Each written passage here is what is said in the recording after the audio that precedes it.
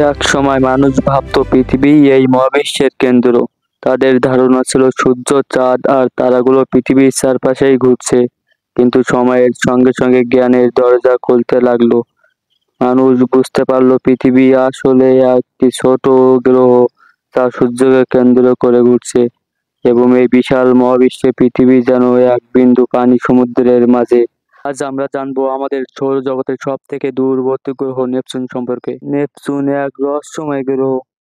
আমরা মঙ্গলেও গেছি, চাঁদেও ঘুরে আসি মাঝে মধ্যে, কিন্তু নেপচুন এটা তো 4.3 বিলিয়ন কিলোমিটার দূরে।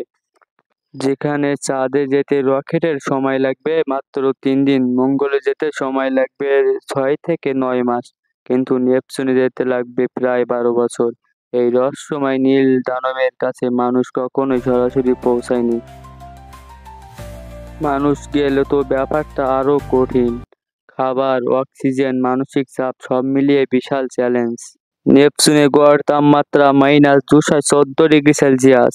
এত ঠান্ডায় যে কোনো যন্ত্রপাতি সহজেই বিকল হয়ে যেতে পারে, আর প্রাণ বাঁচিয়ে রাখা তো প্রায়ই অসম্ভব। নেপচুনের বায়ু প্রবাহ ঘন্টায় 2100 কিলোমিটার গতির ঝড়, সৌরজগতের সবচেয়ে ভয়ঙ্কর বাতাস।